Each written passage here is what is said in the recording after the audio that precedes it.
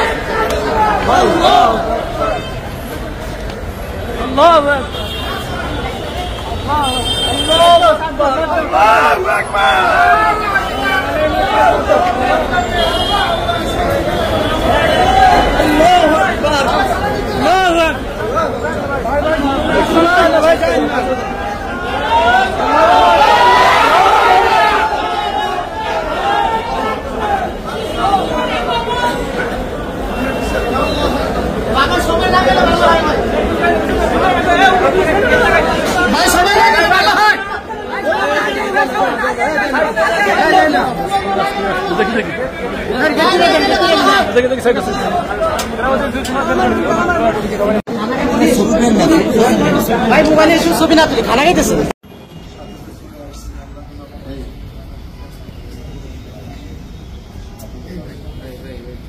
ছবি কেউ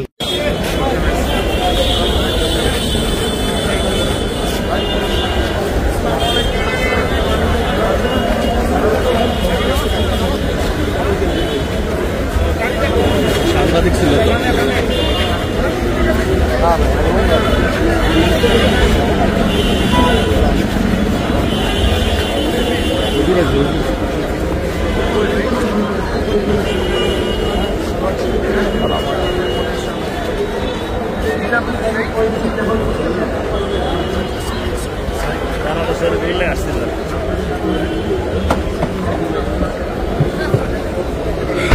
বিচার হওয়া দরকার এবং আমি সবাইকে অনুরোধ করব, প্রশাসনকে অনুরোধ করব যেন উত্তপ্ত পরিবেশ সৃষ্টি হওয়ার আগেই এটা তদন্তের ভিত্তিতে আসামিদেরকে গ্রেফতার করা হোক এবং বিচারের আওতায় আনা হোক।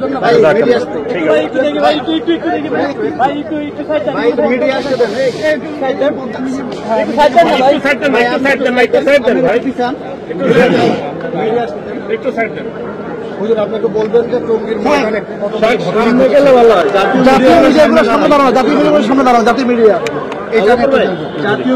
আমি মনে করি এটা সাবাইদের কাজ, যেরকম জঙ্গে জামালের মধ্যে সাবাইরা উভয় গ্রুপের মধ্যে আক্রমণ করেছিল।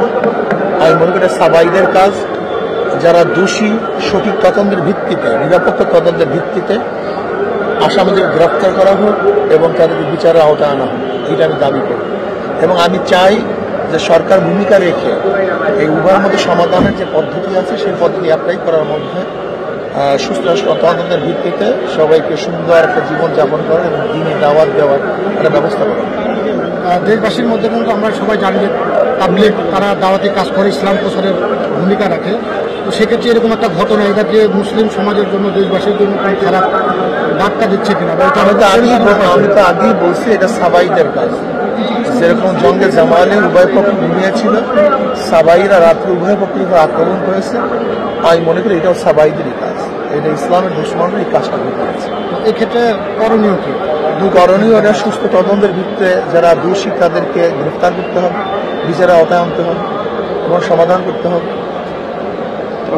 দুই পক্ষের জন্য আপনার কোনো বার্তা আছে কিনা?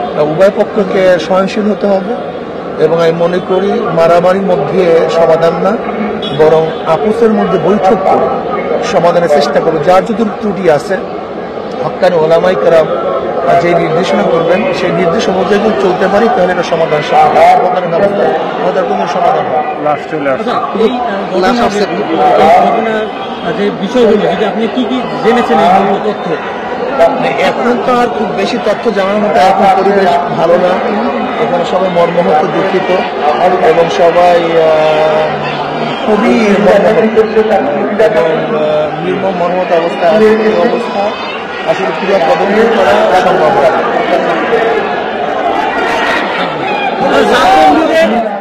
তারা যে এই কার্যক্রম বর্ণনার মধ্যে তাদেরকে বলা হচ্ছে, আপনারা কি মনে করছেন আসলে? নিহত হওয়া, শহীদ হওয়া। আমি বলছি যারাই দোষী তাদেরকে বিচারের আওতায় আনা উচিত, যারাই দোষী তাদের।